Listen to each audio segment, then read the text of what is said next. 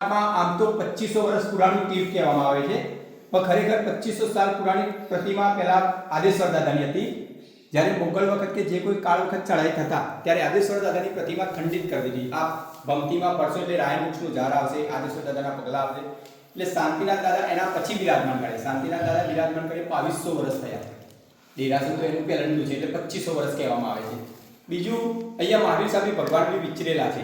જ્યારે મહાવીર સ્વામી ભગવાન બિહારમાં હશે ત્યારે મહાવીર સ્વામી ભગવાન બી વિચરેલા છે. બીજું અહીંયા આનંદગંજ સુધી મહારાજ સાહેબ આગલોડવાળા જે હમણાં અમારી અહીંયા ગુફા છે ત્યાં સરસ્વતી માતા સાહેબ સન્મુખ વાત કરી છે. એમને સિદ્ધિ અહીંયાથી મળી હતી. આજથી 20 આનંદગંજ સુધી મહારાજ સાહેબ આજથી 20 વર્ષ પહેલા એમને જાપ કર્યા હતા. હવે જાપ કરે એટલે માતાજી સાથે સન્મુખ વાત થઈ એટલે સાહેબજીએ કીધું તમે મારા સાથે વાત થઈ એવી લોકોને ક્યાંથી ખબર પડશે, આપણે લોકોને બી જાણ કરવી છે તો તીર્થમાં લોકો આવશે એમ.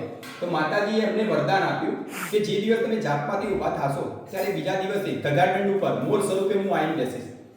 એટલે આજે બી 20 વર્ષથી મોર અમારી ધજાદંડ ઉપર આવીને બેસે છે. સાંજે 7:10 સાંજે 7:10 આવે એટલે તમે જૈનો કેવા દેરાસરમાં આવે તો 3 પ્રદક્ષિણા કરોગે એ રીતે અમારો આ મોર આવે ને એટલે 3 પ્રદક્ષિણા ફેરવે કાયદેસરની ધજાદંડ ઉપર. 3 પ્રદક્ષિણા ફરી પછી જ ધજાદંડ ઉપર બેસે એટલે સવારે 7 થી સાંજે 7:10 આવે, સવારે 7:10 ઉડે 12 કલાક અને 365 દિવસ. શિયાળો હોય, વરસાદ હોય, વાવાઝોડું હોય કે કોઈ બી હોય, અનાશક કારણે આપણે કોઈ આવી ગયા ફોટો લેવા કોઈ બૂમાબૂમ કરી તો એક દેવાનું ત્રપ એનું ઉડી જાય છે. બાકી અમે કહી દઈએ કે જેને બી ફોટા લેવા અમે ગ્રુપમાં જોઈન થઈ જાઓ, તમને લાઈવ દર્શન થઈ જશે એટલે ફોટા નથી લેવા દેતા.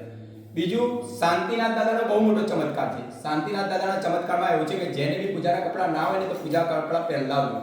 દાદાનો ચમત્કાર એવો છે કે આ પૂજાના કપડામાં હોય, દાદાને સ્પર્શ કરેલા હોય, સેવા પૂજા કરેલા તો નીચે વડનું ઝાડ છે ત્યાં ડાબા હાથે અડવાનું. લોકો જમણા હાથે વિધિ કરાવે, જમણા હાથે પૂજા થાય, જમણા હાથે, પણ આ દાદો ડાબા હાથે પૂરું કરે છે. શાંતિનાથ દાદો ડાબા હાથે વડના ઝાડે અડવાનું અને મનમાં જે બી મનોકામના હોય માંગો 90 દિવસમાં પૂર્ણ થઈ જશે.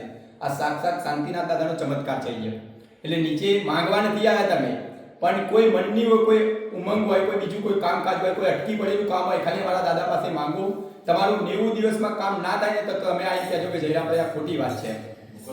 પણ અવશ્ય એકવાર દર્શન કરવા અવશ્ય પધારવાનું હોય છે. પૂજા જ્યારે પૂર્ણ થયા પછી યથાશક્તિ ત્યારે, એવું નહીં કે પત્યું તરત જ આવી જાવ, તમારી શક્તિ યથાશક્તિ જ્યારે ટાઈમ મળે ત્યારે એકવાર દાદાની સેવા પૂજા કરવા અવશ્ય પધારવાનું હોય છે. આવો સાક્ષાત ચમત્કારિક તીર્થ છે.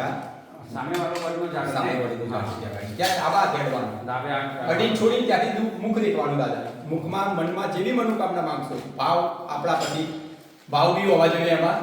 પછી એવું નહીં કે માગીને 90 દિવસ પૂર્ણ જ થઈ જાય. એટલે સાથે પેલું બી હોય શાંતિનાથ દાદા. એટલે આ બહુ ચમત્કારિક તીર્થ છે. અને અહીંયા આદેશ્વર દાદાના પગલા એક સામે પવન પાવડી કહેવામાં આવે છે. ત્યાં બી એક આદેશ્વર દાદાના પગલા મૂક્યા છે. રોજે રોજ ત્યાં બી સેવા પૂજા થાય છે. પગદંડી રસ્તો છે. 52 અહીંયા 22 રૂમો છે. 10 એસી રૂમ, બાકીની નોન એસી, રહેવા જમવાની બધી જ વ્યવસ્થા છે. કોઈ જાતની કોઈ તકલીફ નથી અહીંયા. અને રાતનું અહીંયાનું નેચરલ આખું જ અલગ હોય છે. હમણાં લગભગ મહિના 2 મહિના પહેલાંની વાત કરું, અમારો આખું ડેરાસન બંધ કરીને જતા રહેતા. અમે મંગલિત કર્યું, આરતી બારતી કરી, મંગલિત કરી, દીવો બીવો બધું પ્રગટાઈ જતા રહ્યા. સાંજે 12 વાગ્યા, રાતના 12 વાગે અમારા લાઈવ કેમેરા છે, સીસીટીવી કેમેરા, રાતના વોચમેન કેમેરા ને અમારી અંદર રોજે રોજ ત્યાં આગળ અપડેટ દેખતા હોય અને અમારા ટ્રસ્ટીઓ બી લાઈવ દેખતા હોય છે. રાતે 12 વાગે પહોંચીને તો આ દીવો પ્રગટ થઈ ગયો. શાંતિનાથ દાદા ચમત્કાર થી ખબર અંદર આયા હોય છે, પ્રવેશ કર્યો, શું કર્યું, વોચિંગ તો વોચમેન બધું પીવાઈ ગયો અમારો. ગભારામાં લાઈટ નથી, લાઈટ ક્યાંથી આવી ગઈ. વોચમેને અમારા ટ્રસ્ટી અમને જાણ કરી, અમે ટ્રસ્ટીઓને જાણ કરી. રાતે ડેરાસન તો ખુલે જ નહીં, છતાં એ ડેરાસન અંદરનું ગભારો નથી ખોલવું આપણે, પણ અહીંયા ખોલીએ શું કારણ છે જોઈએ. અહીંયા તો સાક્ષાત જોત ચાલુ, જે રીતે દીવો સળગે છે એ રીતે દીવો પ્રગટાઈ ગયો. રાતે ઓલવાયેલા દીવા 12 વાગ્યા પછી જાગ્યો હતો. આવું ચમત્કારિક તીર્થ છે આ.